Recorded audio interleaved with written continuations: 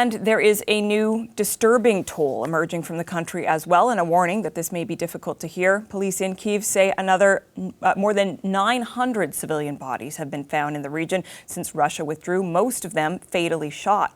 Oleksiy Sorokin is the political editor and chief operating officer of the Kyiv Independent. We've reached him in Kyiv.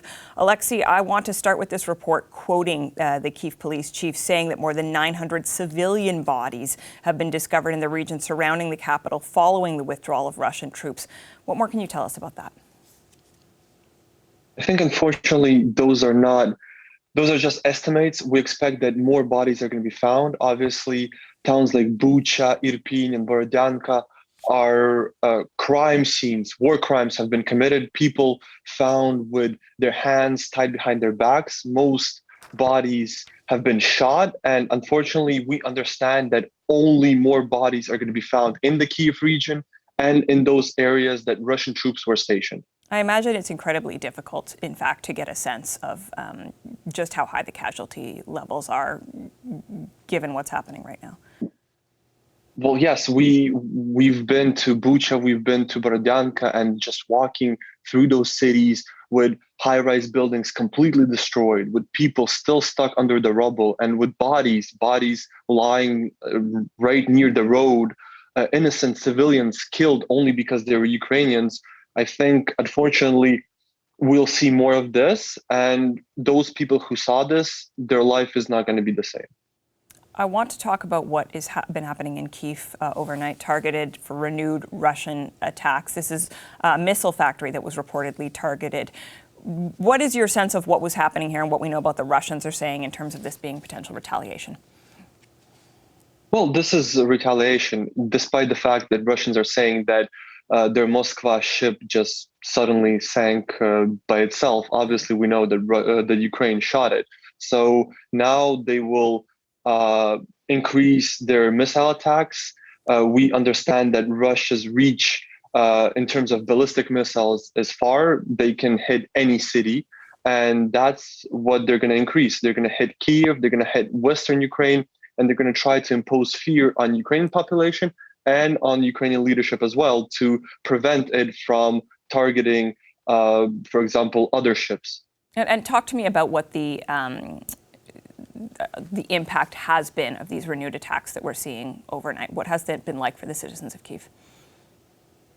Well, for the past couple of weeks, when Russia withdrew from the region, there was this fake sense of normal. People were returning, cafes were opening, so the capital started to live again. There was obviously roadblocks, checkpoints, people in uniform, but more people were on the streets, and you were getting the sense that the city is back to life. Mm-hmm. After those attacks on Kyiv, everybody understands that no, the war is still close, and Kyiv is an obvious target for Russia, and we have to be on our watch. We have to be careful, and we have to not neglect those air sirens, and we have to go to bomb shelters when there's a possibility of Russian missile strikes. How significant do you think the targeting of this Russian warship will be in this conflict?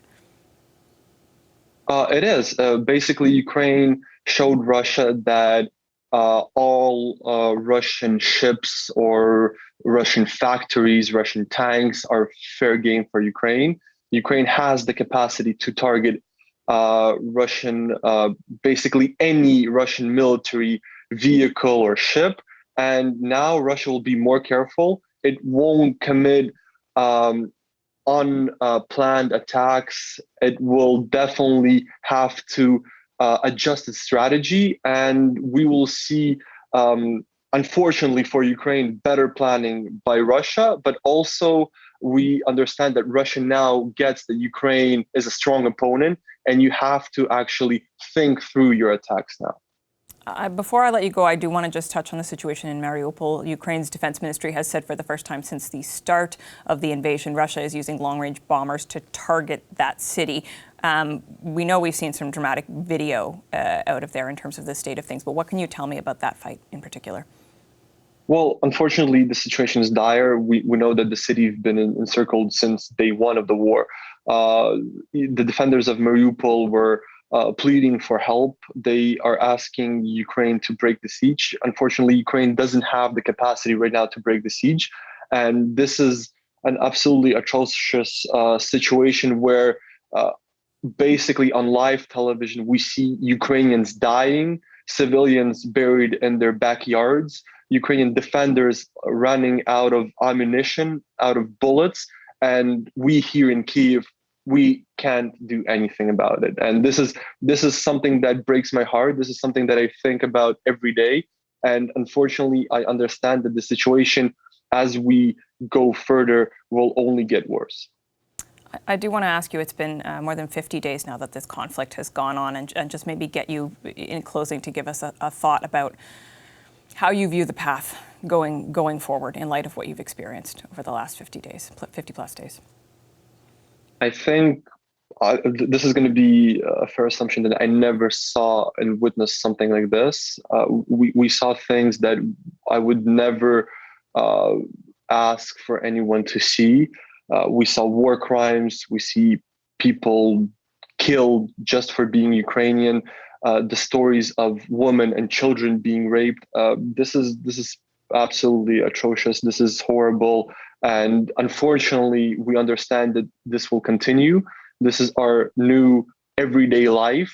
And we're going to have to live with it. We're going to have to try to cope with it and defend our country as much as possible, because this is a genocide. This is Russia trying to basically kill Ukrainians, destroy the Ukrainian state. And we now understand what we're up against. It's certainly important that the eyes of the world remain on it. Thank you for helping us understand what's going on. Oleksiy Sorokin of the Kyiv Independent. Thank you. Hi, I'm Vashi Capellos, host of Power in Politics. See more of our show by subscribing to the CBC News channel or click the link for another video.